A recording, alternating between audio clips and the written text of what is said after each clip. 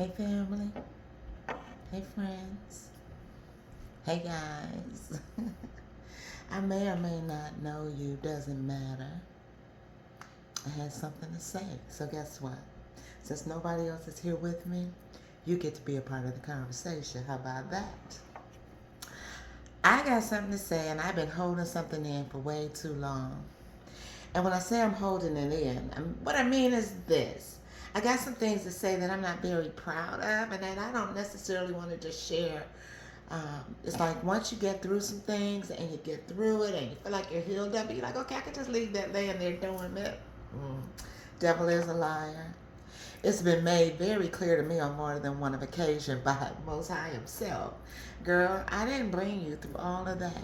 I didn't let you experience the things that you've experienced to keep it to yourself.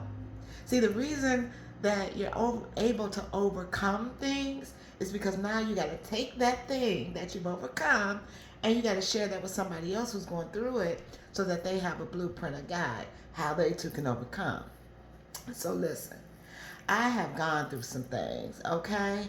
I'm talking about I went from, you know, feeling empowered to pain, to having to pause, pivoting, right? And now progressing toward my known and assured purpose. But it hasn't been easy, y'all. Listen, but I've done it with a smile and I've done it with a good heart. And I've done it knowing that my God, who provides all my need according to his riches and glory, got me. He's always had me. He always will. And so that's what I find out is the sauce. A lot of people don't really understand how much God loves them and wants the best for them.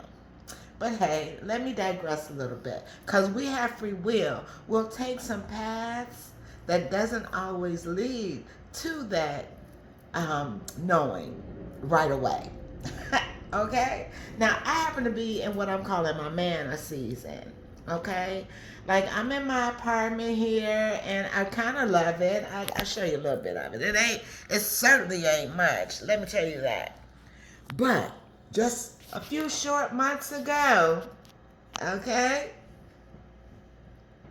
your girl was pretty much homeless. Now, people didn't recognize that and they didn't understand that because I had an Airbnb that I was able to use to stay in and use it to house. And that's by God's grace yet again.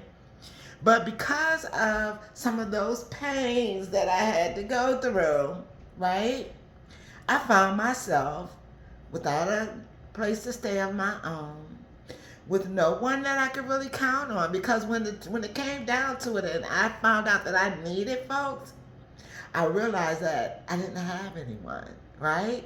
And don't feel, I'm not saying that to throw anybody under the bus or anything like that. There were definitely some folk who stood up and stood out, but not the people who I thought would. Okay? And that's another story for another day.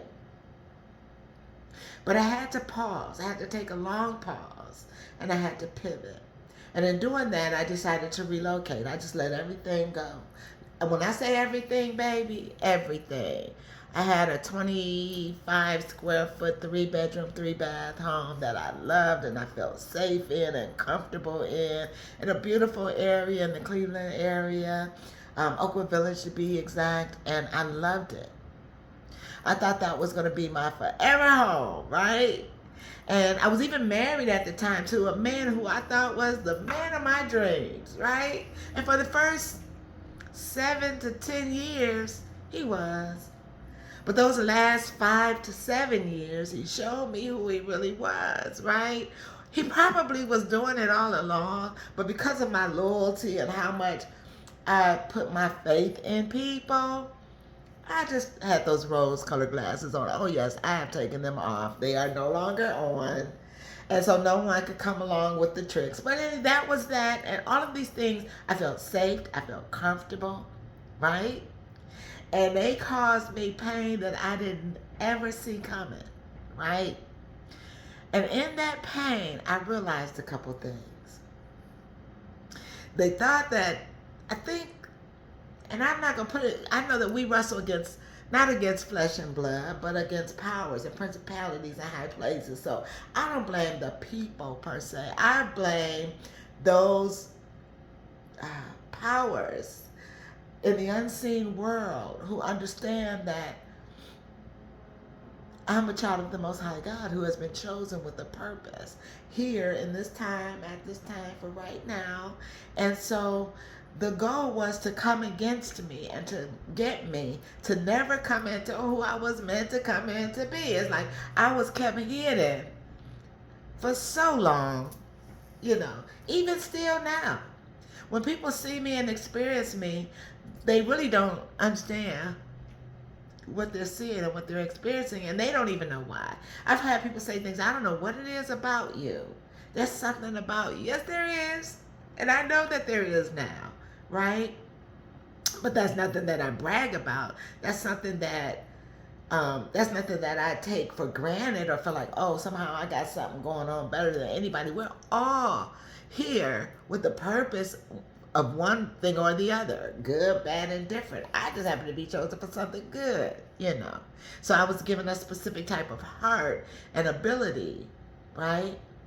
And so the ability that I was given, I've always had and I've always known, and I've always hidden it, or at least tried to. At least tried to.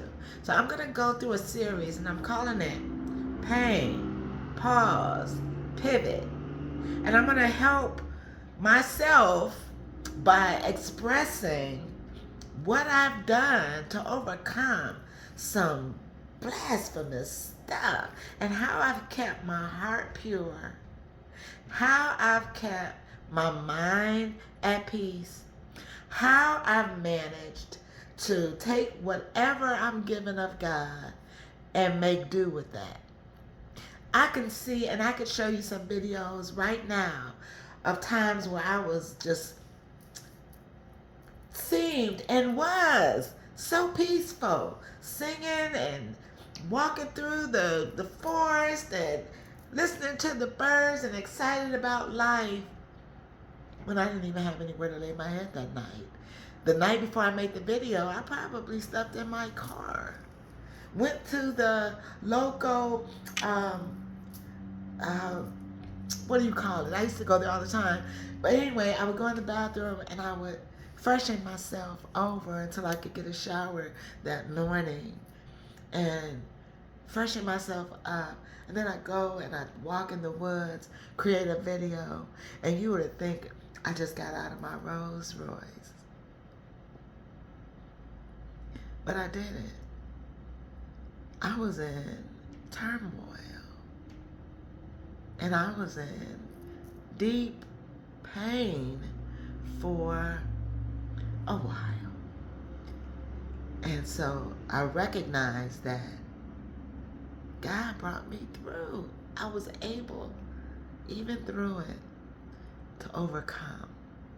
And there's some specific things that I did that helped me do that. And I know there's some other women. Listen, I was 60 years old when my husband, of 15 years, decided he ain't want to be married to me no more. Can you believe that? Girl, neither can I. I tell you what, I thought we was best friends. We got along fine. We didn't fight. We didn't argue. We didn't do any of that. But we also didn't have intimacy. We also didn't talk. We also didn't have meaningful conversations. Let me tell you how, first of all, to recognize some of the stuff that people will put on you because of your loyalty, because of your heart, because of the love of who you are.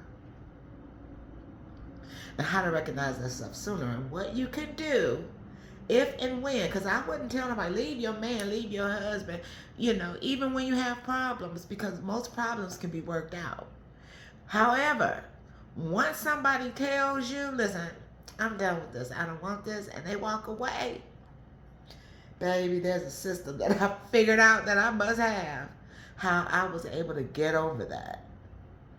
Understand, self-love is necessary. And no matter what people think they know about you, it's what you know about you. And when you know who and whose you are, you do understand that the people that come along on your path, that's just what they are. They come on your path to show you things, to teach you lessons, for you to teach them lessons. And I don't say that in a way that that's a derogatory thing. It's a beautiful thing. And it's meant to make you grow. It's meant to make you pause. Pivot to your real power. We'll talk more soon. I'll be back, that's for sure. I love you guys. Listen, have an amazing day today. Do that on purpose, child.